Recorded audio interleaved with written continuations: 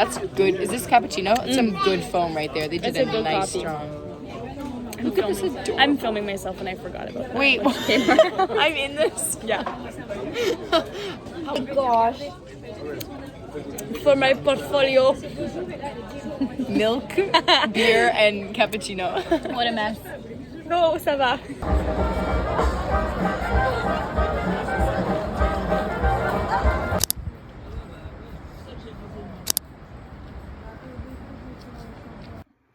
La première chapitre de mon portfolio s'appelle l'amour. Une des plus grandes leçons que j'ai appris ici à Touraine, c'est comment on aime bien. Après observer les différentes écritures des auteurs et des poètes, j'ai vraiment fini par comprendre que l'amour, c'est un verbe et non quelque chose que l'esprit humain subit.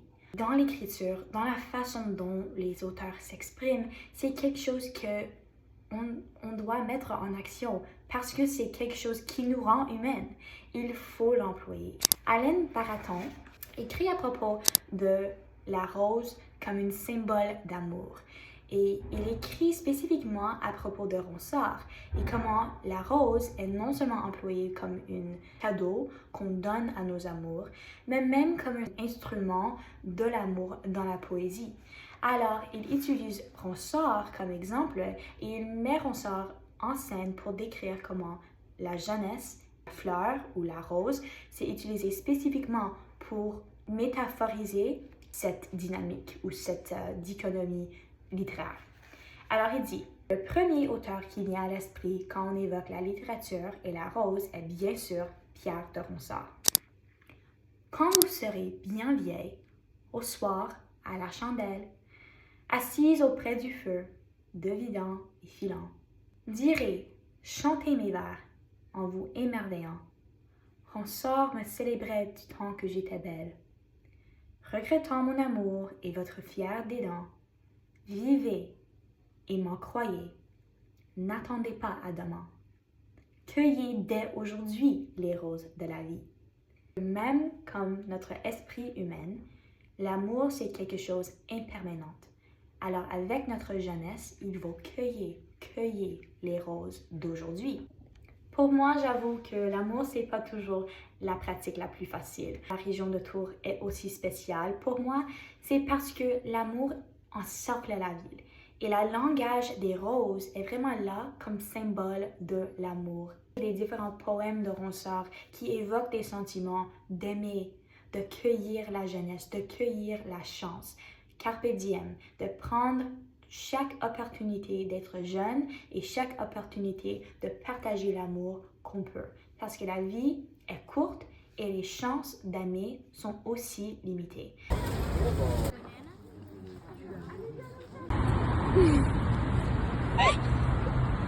Gosh, it looks So cute.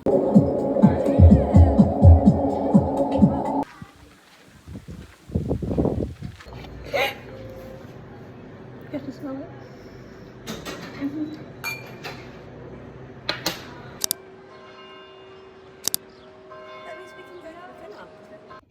Je retourne à la fenêtre pour introduire mon deuxième chapitre que je titre La connexion. Moi, ici, j'ai vraiment eu la chance de parler à propos de plusieurs différents topics avec plusieurs différents gens et c'était un des plus mémorables exemples d'amitié que j'ai créé pendant ce voyage. Quand on apporte des différentes histoires, des différentes perspectives, ça nous donne la chance de créer un lien entre deux personnes qui est vraiment unique. Empathie, c'est quelque chose que j'apprends toujours. C'est quelque chose qui est difficile à maîtriser. C'est quelque chose que je veux vraiment mettre en action dans ma vie, mais aussi dans mon écriture. Dans mon propre écriture, quand j'écris des différents caractères ou même quand j'écris des petites histoires ou dans mes journaux, j'écris à propos des personnes de mon perspective. Et parfois, c'est très difficile à se séparer de mes pensées et mes propres dialogues et se mettre dans le peau de quelqu'un d'autre.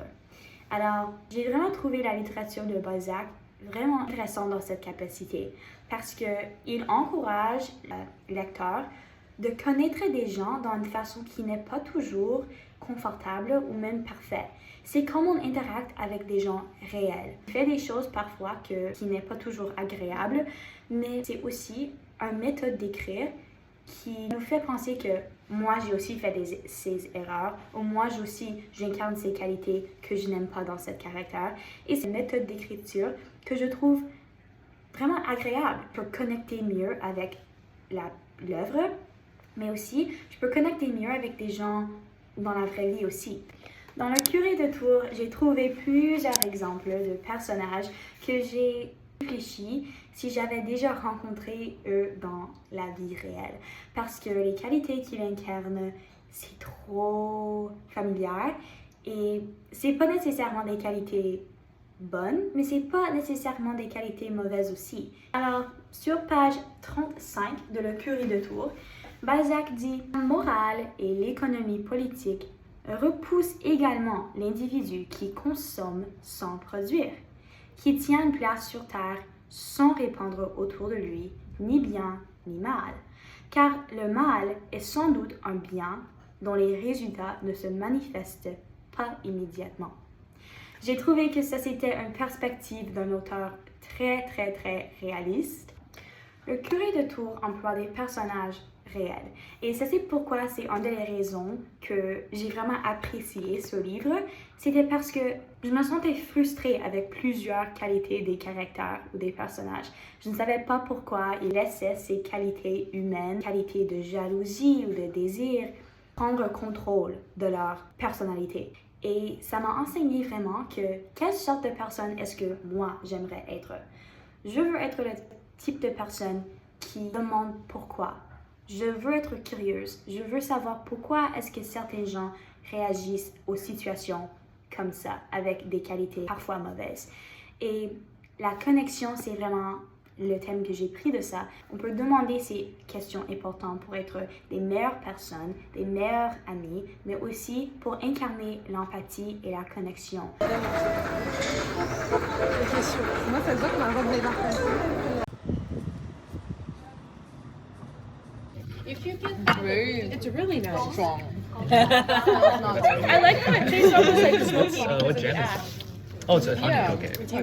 I think I like goat cheese, right? Yeah, I think I like this one more than that one. Oh my god, really? I don't know.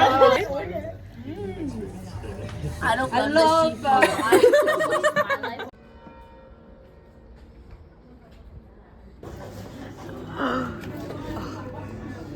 Get the close up.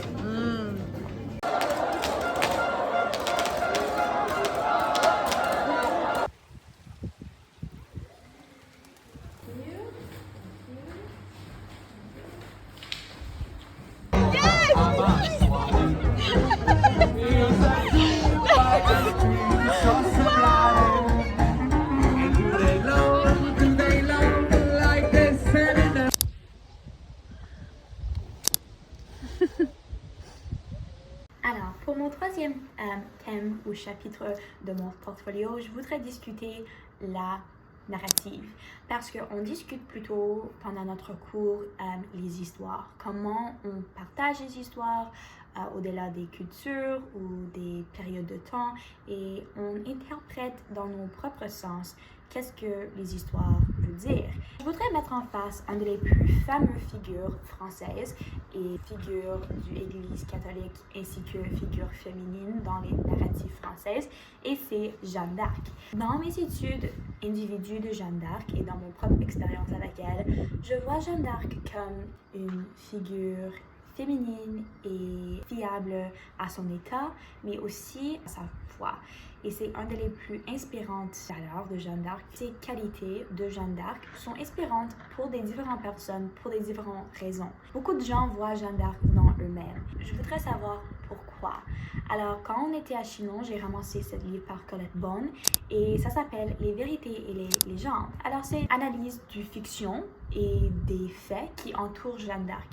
C'est presque comme une enquête, à savoir l'histoire fiable de Jeanne d'Arc qu'on peut discuter dans des contextes historiques ou scientifiques même. Jeanne d'Arc est une figure qui est pas mal ouverte à l'interprétation des audiences, mais c'est important de savoir l'histoire réelle de Jeanne d'Arc et c'est une question qui m'intrigue beaucoup parce que je veux savoir comme historienne que même si on met des différents narratifs dedans son histoire, qu'on préserve encore l'histoire originelle de cette fille fantastique. Bon dit premièrement, je cite, « La mémoire de Jeanne était née dans le déchirement. Il y a une côté de la vision des Armagnacs et aussi un de côté des Bourguignons. Un qui l'a mise comme une jeune pucelle, jeune fille qui n'est pas vraiment fiable et l'autre le mit comme sorcière. Maintenant, les gens tout partout autour du monde interprètent son histoire et son image de l'Église catholique, mais aussi il y a beaucoup d'interprétations qui viennent des origines armagnaques ou bourguignons, parce que ça c'est où on cherche nos contes historiques.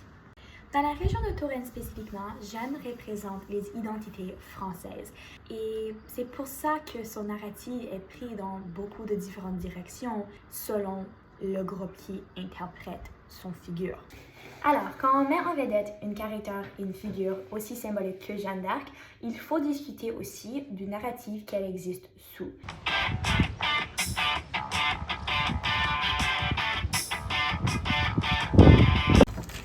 Okay, there we go. So this is ash. Okay, the straw around to keep the shape. Okay, and you have to pull them out. Je commence encore un autre livre.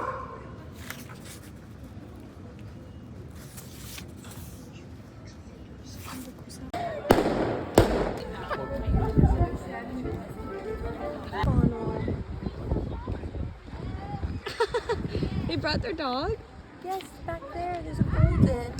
This one is called Ham. So you're recording? I don't know.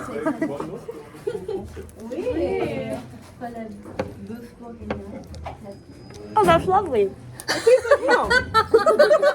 That's nothing to be afraid of at all. That's very good.